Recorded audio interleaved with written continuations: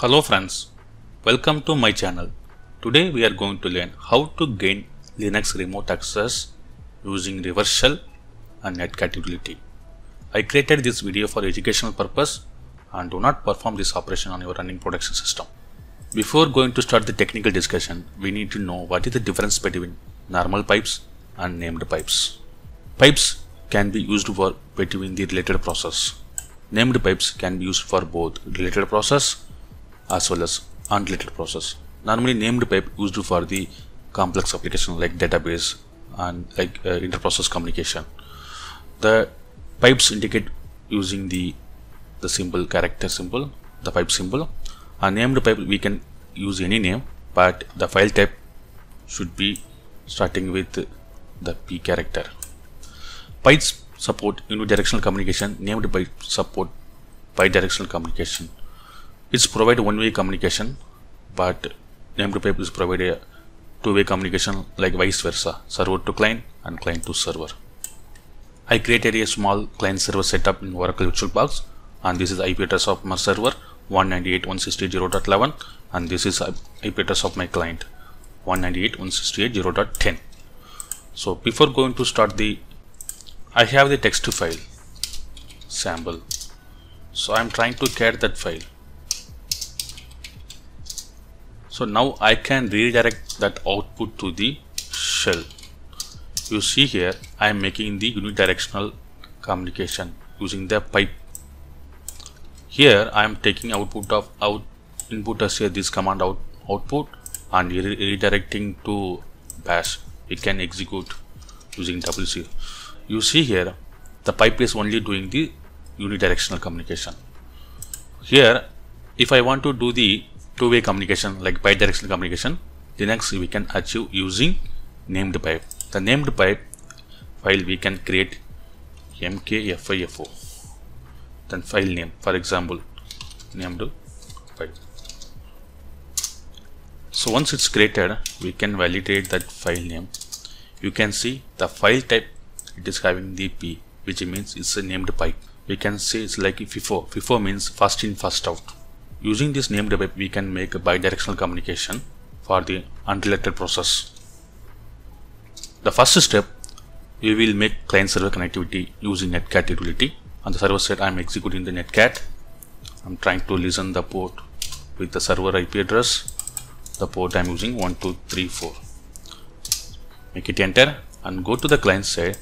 Now start listen this server from the client netcat. The server IP address, the port 1234. Before going to hit the enter, and we can validate it, take the another session, and you can see the server started listening the port with 1234. Now go to the client machine and hit the enter, and now it is created the client server communication, and the same thing we can validate it from the another screen. You can see the connection has been established between the client and server. You see here the connection, this is my server IP address and this is my client IP address. The connectivity has been established.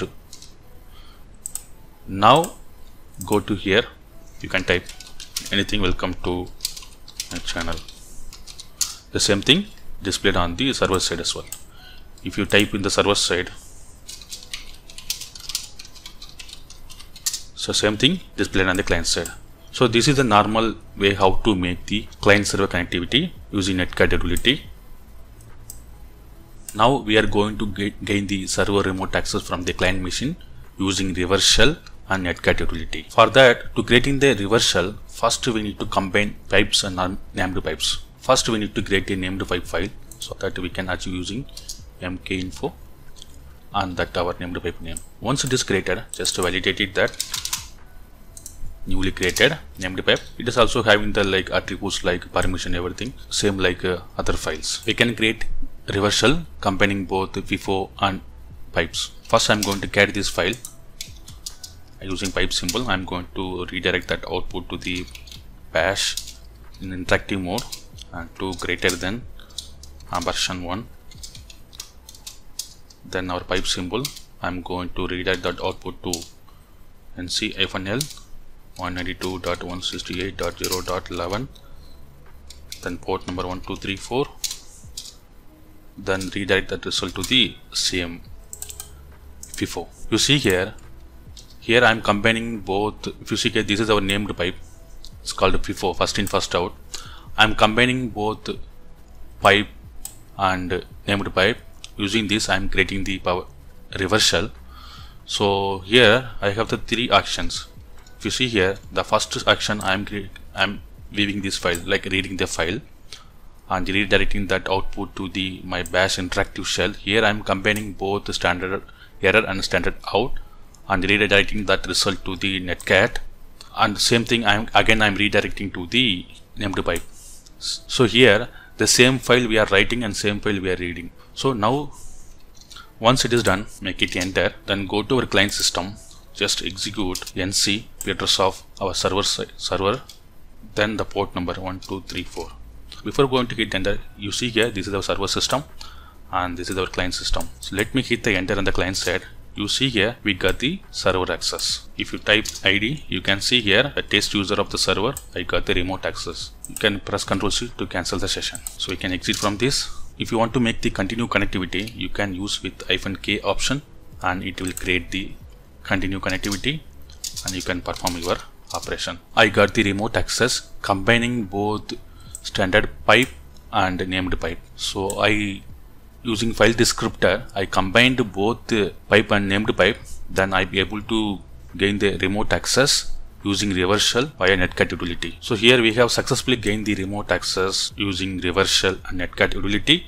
And once the activity is completed, do not forget to remove this named pipe file, and this is very dangerous. So and do not perform this operation on your running production system. I hope you like this video. Thanks for watching.